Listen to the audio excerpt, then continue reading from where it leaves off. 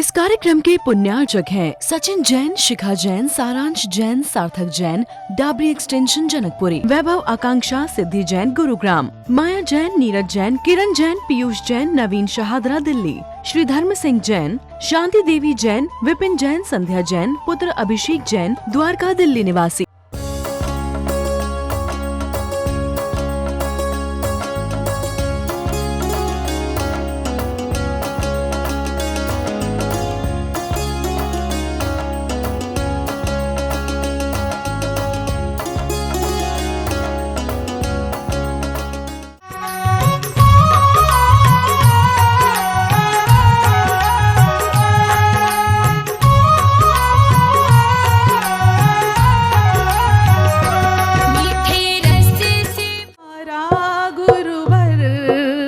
हमने भी तुमको पुकारा गुरुवर, हारे का तुम हो सहारा गुरुवर, हमने भी तुमको पुकारा गुरुवर। हम दर्शन करने वाले हैं, कोई गैर नहीं, अरे हम वंदन करने वाले हैं, कोई गैर नहीं। सकता हूँ ये सब चीज़ें तो जब पहले दिन मुझे अपने फार्म हाउस में श्रीफल चढ़ाया था ना, जब से मैंने परमानेंट श्रीफल आपका ले चुका है कि इस मंदिर का जो भी काम होगा उसको कराने हम आएंगे, चाहे तुम बुलाओ चाहे ना बुलाओ। इसलिए ये फॉर्मेलिटी वाला मामला है, लेकिन आपका विनय है, आपकी भक्ति और श्रावक का कर्तव्य है, पूरा करना ही चाहिए। तो मुनि महाराज जी का संग आएगा, सब चीज़ होंगी, कुशल प्रतिष्ठाचार की आवश्यकता होती है। आपको बताऊँ, हमारे सतीश पंडित जी आप देखते हैं, आपके बच्चों की जो उम्र है वो इनसे ज़्यादा होगी। मैं 36-37 साल की उम्र है और अभी तक इन्होंने, आपको बताऊं कि कचरे वाले भगवान का, क्षेत्र वाले पार्श्वनाथ भगवान का और गुरुदेव का इनके ऊपर ऐसा आशीर्वाद है कि 1 अप्रैल 2017 को इन्होंने अपना पहला सेल्फ पंचना कराया था, जिसमें प्रतिष्ठाचार्य इनको हम लोगों ने बनाया था बेलाजी में गुरुदेव के पादमूल में। और उसके बाद में 2027 में जो मुनीश्वर तीर्थ का पंचनाक होगा वो लगभग 100 नंबर का पंचनाक इनका सेल्फ होगा कि 10 साल में 100 पंचनाक करना। बीच में 2 साल कोविड के भी निकल गए, आप समझ रहे हैं, 2 साल कोविड के निकल गए। और चौमासे में पंचनाक होता नहीं है, चतुर्मास से पंचनाक नहीं होता है, तो बच्चे महीने के साल के 8 महीने, 8 महीने के सबसे सुनो तो 10 साल के 80 महीने, 80 महीने में 2 साल कोविड के निकल गए, तो 60 महीनों में इन्होंने लगभग 100 से अधिक पंचनाक कराने का पुण्य प्राप्त किया है। तो ये भी बिल्कुल साधुवाद के पात्र हैं। और वैसे तो जब प्रतिष्ठाचार नहीं बने थे उसके पहले भी इन्होंने बहुत सारे पंचनाक कराया है। तो आपके प्रतिष्ठाचार जो हैं लगभग 150 से अधिक पंचनाक के अनुभवी जो हैं वह आपके पंचनाक को कराने वाले हैं। और आपने स्वयं देखा हुआ है कि जब भी कोई काम होता है, अभी लगातार जैसे हमारा बिहार चल रहा ना, तो ऐसे इनकी डिटेल चलेगी लगातार। अभी बात चली कि अष्टानिकापुर में कोई फ़ोन आया, अब अष्टानिकापुर में जाना है, वो बोले महाराज जी पर्याक्षित हो गया। पर्युषणपुर की बात आई, दिनेश जी, राजीव जी बोले महाराज जी पर्युषणपुर में पंडित जी को हमारे पास रखना है। मैंने इनसे कह दिया यदि पंडित जी पर्युषणपुर में मेरे पास नहीं होंगे तो पक्का आपके पास रहेंगे, बस ये बात पक्का है, और कहीं नहीं भेजेंगे। यदि बाहर जाने का प्रोग्राम नहीं बना, विदेश की भी कभी लोग लगे हुए, कनाडा अमेरिका ले जाने का प्लान चल रहा है, तो फिर को रखेंगे। तो मैं चाहता हूँ कि विधिवत इनको भी आप वहाँ बीच में लें, और जो हमारे प्रधान जी हैं, मंत्री जी हैं, उपाध्यक्ष जी हैं, इनको एक बार निमंत्रण दे दें। ये तो हम और सतीश जी के लिए फॉर्मेलिटी वाली बात है, हम लोग तो आने ही वाले हैं, लेकिन एक जो व्यवस्था है उसको करेंगे। आइए स्वागत में तालियां बजाओ, करते हम स्वागतम करते। ये आचार्य श्री जी का ही प्रणाम है और उन्हीं का आशीर्वाद है कि आज हम इस जगह तक पहुंच गए हैं। हमारी हिम्मत तो बिल्कुल नहीं थी। आप 4 दिन से, क्या इससे पहले भी आपने हमेशा सुना कि हम कहीं तक नहीं जा पा रहे थे। जिस जगह पे आज मैं सोच के रो रहा था सुबह सुबह भी, कि जिस जगह पे आज हम खड़े हैं, यहाँ इतने बड़े नहीं, मैं तो बहुत छोटा हूँ, इससे भी लंबे लंबे बुशेस थे। और आचार्य श्री जी ने कहा कि हम यहीं विधान करेंगे। कैसे हमें विधान की परमिशन मिल गई, कैसे हमने किस की ना द्योड़ी पे जाके नाक नहीं रगड़ी, जो आज हमारा ये स्वप्न पूरा होने जा रहा है। ये कोई इससे बड़ा स्वप्न नहीं हो सकता। अनुमोदना बारंबार, अनुमोदना अनुमोदना अनुमोदना बारंबार।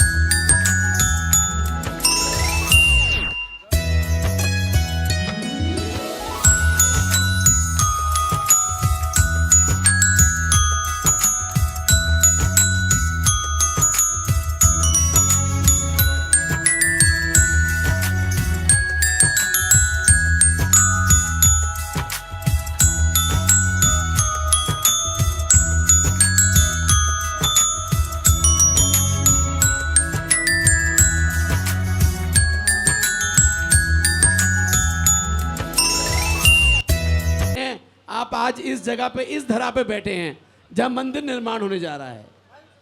आज ये इस जगह पर इस वक्त ऑलरेडी खुदाई हो चुकी थी, इससे पहले इसका इससे बुरा हाल था। दिखाओ, आगे बढ़ाओ।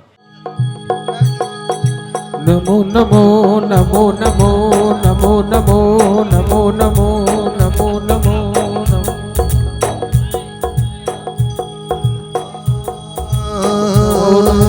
नमो नमो नमो नमो नमो नमो नमो नमो।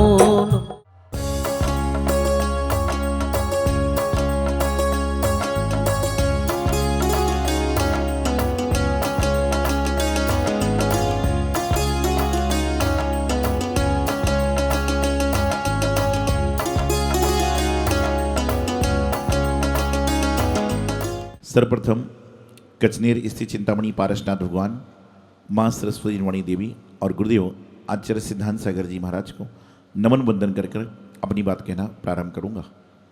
महानुभाव, आज गुड़गांव सुशांत लोक सेक्टर 57 वालों का विशेष सौभाग्य का दिन है कि आज यहाँ पर वेदी शिलान्यास हो रहा है और उस वेदी शिलान्यास में जिस भूमि को आपने पहले दिन से देखा और पहले दिन से देखकर आज वह भूमि नहीं रही, महाभूमि बन गई। हर जीव का एक पुण्य होता है, हर वस्तु का एक पुण्य होता है। यदि यहाँ पर देव शास्त्र गुरु की नज़र नहीं पड़ती तो हो सकता है इस भूमि पर रेस्टोरेंट खुल जाता, हो सकता है इस भूमि पर कोई मकान बन जाता, हो सकता है कि इस भूमि पर कुछ और बन जाता। लेकिन इस भूमि का पुण्य है कि यहाँ पर 3 लोक के नाथ 24 तीर्थंकर विराजमान होने वाले थे, तो उस भूमि पर क्या बन सकता है? भूमि का भी पुण्य है। ये भूमि क्यों चयन हुई? 57 में क्यों मंदिर बना? 57 के लोगों को क्यों पुण्य मिला? बहुत सारे लोग, हम लोग देखते हैं कि सालों सालों से इंतजार करते हैं जमीन लेने के बाद, लेकिन मंदिर नहीं बन पाता। ऐसे हमने कई सारी चीज़ें देखी हुई हैं। बहुत सारे लोग मैंने देखे हैं कि जो पैसे जेब में लेके आते हैं कि आज मुझे ये बोली लेना ही है, लेकिन उस समय टेलीफोन आता है और टेलीफोन में ऐसे समाचार आता है कि आधे घंटे बाहर बिजी हो जाता है, बोली छूट जाती है। पैसे से पुण्य नहीं होता, पुण्य होता है आपके कर्मों से। यदि पैसे से पुण्य होता तो भारत देश में जैनी इतने सक्षम हैं कि एक एक जैनी एक एक जिन मंदिर का निर्माण करा सकता है, लेकिन उसका पैसा पूरा धर्म में नहीं लग सकता। रेस्टोरेंट में भरे पड़े हैं, होटल पब भरे पड़े हुए हैं, और जो भरे पड़े हैं उसमें 10% जैनी भी जा रहा हो तो कोई बड़े आश्चर्य की बात नहीं है, क्योंकि उनका पैसा औसा आ रहा है और औसा ही जा रहा है। लेकिन जिसका पैसा पुण्यशाली है, भाग्यशाली है, सौभाग्यशाली है, वो इस मंदिर में लगता है। आप अपने बच्चे की शादी करने वाले होते हैं, आप प्लान करके चलते हैं कि मुझे अपने बच्चे की शादी में इतने ही पैसे खर्च करना है, लेकिन उससे 20% खर्चे की नौबत होती है तो आप कहते थे कोई बात नहीं 5% और लगा दूंगा, लेकिन शादी अच्छे से होना चाहिए। तो जब भगवान का जिनालय बनाने की स्थिति है तो उस समय ये क्यों सोचते हो कि मेरा टारगेट ये है? अब तो कहना कि टारगेट तो कभी भी पूरा हो जाएगा, लेकिन मंदिर में होने वाले पुण्य से मैं वंचित ना रह जाऊं। तो अपने जीवन को आप सभी लोग वेदी शिलान्यास के माध्यम से पुण्य अर्जन करने का प्रयास कर रहे हैं। और जो वेदी शिलान्यास है, अभी तक आपने अपने घर का शिलान्यास देखा, आपने अभी तक अपने मंदिर का शिलान्यास देखा, आपने अभी तक अपनी फैक्ट्री का शिलान्यास देखा, लेकिन आपके जीवन का पुण्य है कि आप 21 फुट की वेदी का शिलान्यास देखने जा रहे हो, जहां पर 21 फुट की वेदी पर 24 भगवान विराजमान होंगे, भगवान महावीर स्वामी मूलनायक के नाम से विराजमान होंगे। ऐसा जीवन का कितना पुण्य है आपका। पता नहीं कौन सी ईंट लगाने के बाद, कौन सी एक छोटी सी ईंट लगाने के बाद में आप यहाँ से जाओ और घर जाकर कोई टेलीफोन आ जाए कि जो मकान आप लेने का प्रयास कर रहे थे वह आपका सपना पूरा हो गया, आपने एक ईंट लगाई है, वहाँ 1000 ईंट का मकान आपको तैयार मिल जाए, तो कोई बहुत बड़े पुण्य की आश्चर्य की बात नहीं है, क्योंकि आपका पुण्य होगा तो एक काम हो जाएंगे। लेकिन ईंट हम इसलिए ना लगाएं कि हमें कुछ मिलने वाला है, बल्कि ईंट इसलिए लगाएं कि हमारे अशुभ कर्मों का नाश हो, हमारे घर में सुख शांति समृद्धि का वास हो। आज मैं देखता हूँ घर में लोग कमरे बनाते हैं, एक ड्राइंग रूम बनाते हैं, एक किचन रूम बनाते हैं, एक बेडरूम बनाते हैं, एक गेस्ट रूम बनाते हैं और साथ साथ में घर में एक छोटा सा जगह देखते हैं कि भगवान का मंदिर भी बना लो, है ना। पूरे बहुत बड़े बड़े मकानों में, चाहे मकान 1000 गज का हो, चाहे 2000 गज का हो, चाहे 200 गज का हो, चाहे 100 गज का हो, भगवान का मंदिर जरूर बनाएंगे। लेकिन सबसे छोटा स्थान देखते हैं कि घर में कौन सा सबसे छोटा स्थान है जहां पे भगवान का मंदिर बना लूं। और कई तो क्या करते हैं, एक आला सा टांग लेते हैं घर में। क्या करते हैं, आला सा टांग लेंगे कि ये भगवान का स्थान हो गया। ध्यान रखना, जैसा स्थान भगवान के लिए आप दोगे ना, वैसा ही स्थान आपको भविष्य में मिलने वाला है। तो जो चाहिए है वह देने का प्रयास करें। कम से कम भगवान का प्रेयर रूम इतना बड़ा तो हो कि जब मन अशांत हो वहां दरवाजा बंद करके बैठने के भाव बने, तो बैठकर कम से कम भगवान की प्रार्थना तो कर सको। इतना तो प्रेयर रूम प्रत्येक घर में होना ही चाहिए। लेकिन आज हमारे घर में सब कुछ है, बहुत सारे सेट हैं, ज्वेलरी सेट है, किचन सेट है, बेड सेट है, पता नहीं ना जाने कौन कौन से सेट हैं। लेकिन इतना होने के बाद में इंसान का जो है माइंड अपसेट है। हर घर में हर तरह के सेट हैं, लेकिन माइंड अपसेट है, क्योंकि इतने सारे सेट आपने इकट्ठे कर लिए हैं कि आपका माइंड चलना बंद हो गया और माइंड अपसेट रहता है। इंसान सुबह उठता है तो परेशानी में उठता है। एक बार एक 4 साल का बच्चा मेरे दर्शन करने आया। मैंने कहा कल मंदिर में पूजा होगी, आना। उसने कोई जवाब नहीं दिया। मैंने कल मंदिर में पूजा होगी, आना। बोले मैं नहीं आऊँगा। मैंने कहा कल मंदिर में पूजा होगी, आना। मैंने को बोला नहीं आऊँगा। मैंने क्यों नहीं आओगे? तो उसने जोर से बोला क्या बताऊँ यार, बड़ी टेंशन में हूँ। 4 साल का बच्चा मुझसे कह रहा है क्या बताऊँ यार, बड़ी टेंशन में हूँ। बोले नहीं महाराज जी गलती हो गई। 4 साल का बच्चा टेंशन में जी रहा है। जिस बच्चे को ढंग से टेंशन की मीनिंग पता नहीं है, वो 4 साल का बच्चा कहता है बहुत टेंशन में जी रहा हूँ। मैंने कहा तेरी टेंशन क्यों है? उसने बोला पहले बताओ मेरी मम्मी से तो नहीं कहोगे। उसने कहा पहले बताओ मेरी मम्मी से तो नहीं कहोगे। मैंने कहा बोलो। उसने कहा महाराज जी मैं स्कूल से आता हूँ, आधे घंटे खा पी के तैयार होता हूँ, माँ तैयारी चलो स्केटिंग क्लास जाना है। वहाँ से लौट के आता हूँ, पढ़ाने वाली आ जाती है। उसके बाद कहीं फ्री होता हूँ, दादी पकड़ लेती है ये कहानी सुनो। तो मेरे पास समय अपने लिए नहीं है, मैं क्या करूँ? 4 साल के बच्चे को आपने इतना बिजी कर दिया, इतना बिजी कर दिया कि उसको अपने आप को जानने का समय नहीं है। क्यों कर रहे हो आप? जिसकी जो स्थिति है वह होने वाली है। आप फ्रीडम छोड़िए, उनको ज्ञान दो, संस्कार दो, व्यवस्था दो, लेकिन उनको क्या करिए कि थोड़ा सा उनको अपनी आप को देने के लिए भी समय दो। सारा समय आपने ले लिया और उस समय के बाद में जब बच्चा 4 साल का 40 साल का हो जाता है तो मेरे पास लेकर आते हो कि महाराज जी इसको धर्म के संस्कार दो। महाराज कहाँ से दे दें? 4 साल के बच्चे को मेरे पास में लेके आए होते तो मैं उसे ऐसे धर्म के संस्कार देता कि जब वह 40 साल का हो जाता तो आपको मंदिर लेकर जाता। लेकिन आपने 4 साल की उम्र में संस्कार नहीं दिए तो 40 साल की उम्र में संस्कार कहाँ से आएंगे? एक बार हाथों को जोड़िए, बोलिए बेटे को, जोर से बोलो, बेटे को, जोर से बोलिए, बेटे को बहू ले जाएगी। जोर से बोलिए, बेटे को बहू ले जाएगी, बेटी को जवाई ले जाएगा। बेटे को बहू ले जाएगी, बेटी को जवाई ले जाएगा। और जब हम बच जाएंगे, बोलो जब हम बच जाएंगे तो महाराज जी हमें ले चलना। तो महाराज जी सारे बुजुर्ग ले जाएंगे। जिंदगी में यही होने वाला है। बेटा बेटी सब चली गई, अब बोलते हे भगवान कल्याण करना है। अब कहाँ से कल्याण करना है? मंदिर जाने की पैर में स्थिति नहीं है। कल्याण उस समय करो जब मंदिर भी जा सको, फैक्ट्री भी जा सको, घर भी जा सको, ऑफिस भी जा सको। उस समय कल्याण करने की सोचोगे तो अंत समय में जब बैसाखी का सहारा होगा तो उस समय भी कल्याण करवाने वाला मिल जाएगा। लेकिन आज के समय में घर में आदमी बैठा है कि कब गाड़ी का ड्राइवर फ्री हो तो मुझे मंदिर ले जाए।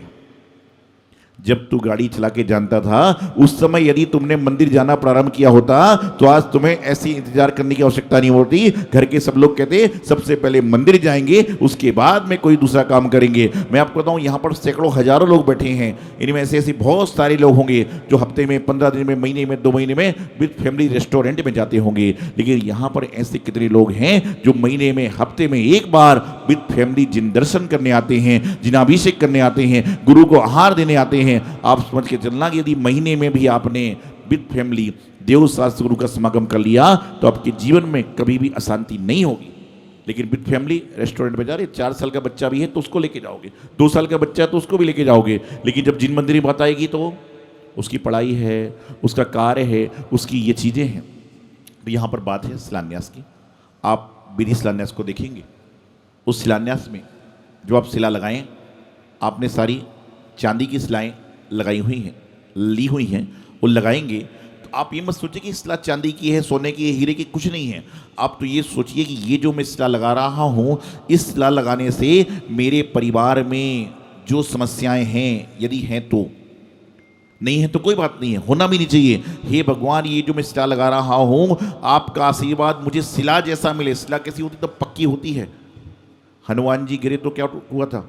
शिला चकनाचूर हो गई थी, आप जानते हो। तो ऐसी शिला जो मिले तो हम ऐसी शिला लगाएं, हम ऐसी शिला लगाएं जिससे हमारे जो कर्म हैं, अशुभ कर्म नष्ट हो जाएं और हमारे शुभ कर्म जो हैं वह शिला के जैसे मजबूत हो जाएं। इस शिला को लगाएं। अभी कलश स्थापना होगी, अभी यहाँ पर कुछ कुछ होगा। सब कुछ चीज़ें होने के बाद में सारी क्रियाओं को हम संपन्न करेंगे। तो आप लोग इस विधि शिलान्यास को एक प्रकार से कहना ये चाहिए कि मंदिर में जो नींव जैसा काम करने का आपको आज अंतिम अवसर है कि आज आप लोग अंतिम अवसर प्राप्त कर सकते हैं। इसके बाद में तो भगवान विराजमान होंगे, तो भगवान जी विराजमान, तो जिसने अवसर लिया है वही विराजमान करेगा। अभिषेक, पहले अभिषेक करेंगे।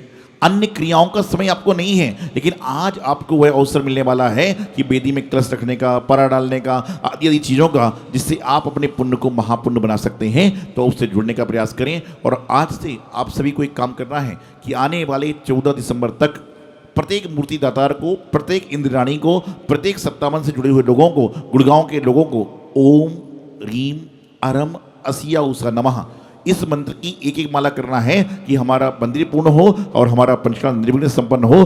जो आप करते हैं उससे एक्स्ट्रा एक माला करना है। ओम, हाथ जोड़िए, ओम रीम अरहम असिया उषा नमः। ओम रीम अरहम आ सी आ उ शा नमः। ओम रीम अरहम असिया उषा नमः की जो जाप है, इसको जाप करेंगे। और यदि एक माला नहीं कर पा रहे तो कम से कम 9 बार जरूर करना। और यदि जिन मंदिर में आते हो तो जिन मंदिर में कर लो, तो आपका पुण्य का भाग्य का है ही सारा। तो ये काम जरूर करें। यही मंगल शुभकामना गुरुदेवाचार्य सिद्धांत सागर जी महाराज की। इस कार्यक्रम के पुण्यार्चक थे सचिन जैन, शिखा जैन, सारांश जैन, सार्थक जैन, डाबरी एक्सटेंशन जनकपुरी, वैभव आकांक्षा सिद्धि जैन गुरुग्राम, माया जैन, नीरज जैन, किरण जैन, पीयूष जैन, नवीन शाहदरा दिल्ली, श्री धर्म सिंह जैन, शांति देवी जैन, विपिन जैन, संध्या जैन, पुत्र अभिषेक जैन, द्वारका दिल्ली निवासी।